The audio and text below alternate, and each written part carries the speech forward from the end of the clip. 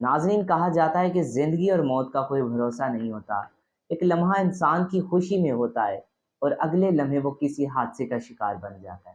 اور کبھی کبھی ایک چھوٹا سا لمحہ، کسی کی لاپرواہی، کسی کی غفلت، کئی زندگیاں بدل کر رکھ دیتی ہے۔ اور آج کی ویڈیو میں ہم کراچی کے ایک دل ہلا دینے والے واقعے کی تفصیلات لائیں گے، جہاں ایک تیز رفتار بیگو ڈالے نے دو نوجوانوں کو کچل دیا۔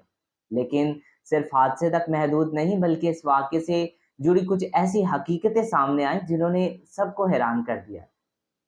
اللہ کے نام سے شروع کرتا ہوں جو بڑا مہربان، نہایت رحم کرنے والا ہے۔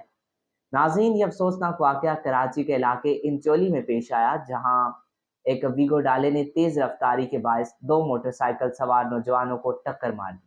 حادثہ اتنا شدید تھا کہ نوجوان سڑک پر دور جا گرے اور شدید زخمی ہو گئے۔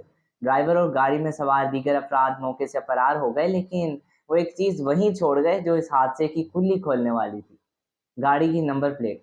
جیسے ہی نمبر پلیٹ چیک کی گئی تو یہ پتہ چلا کہ گاڑی اور کسی نہیں بلکہ جے ڈی سی فاؤنڈیشن کے سربراہ ظفر عباس کے نام پر رجسٹر ہے۔ واقعے کی خبر جیسے ہی ظفر عباس تک پہنچی، وہ خود جائے وقوع پر پہنچے اور زخمی نوجوانوں کو اپنی نگرانی میں ہسپتال منتقل کروایا۔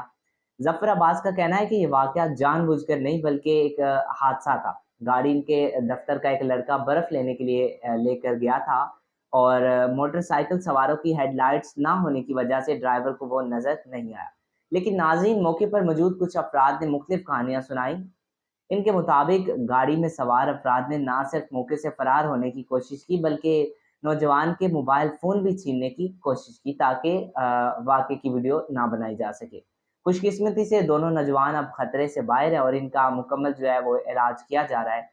ناظرین، یہ واقعہ ایک اور بار پھر ہمیں سکھاتا ہے کہ سڑک پر لاپرواہی نہ صرف اپنی بلکہ دوسروں کی زندگی کو بھی خطرے میں ڈال سکتی ہے، چاہے وہ تیز رفتاری ہو یا بغیر لائسنس کے گاڑی چلانا۔ ہر چھوٹی بڑی جو ہے قیمت لے سکتی ہے۔ اگر آپ بھی چاہتے ہیں کہ ایسے واقعات کی روک تھام ہو تو اس ویڈیو کو شیئر ضرور کریں تاکہ شعور پھیلے اور احتیاط عام ہو۔ ملتے ہیں ایک اور ویڈیو میں، تب تک کے لیے اللہ حافظ۔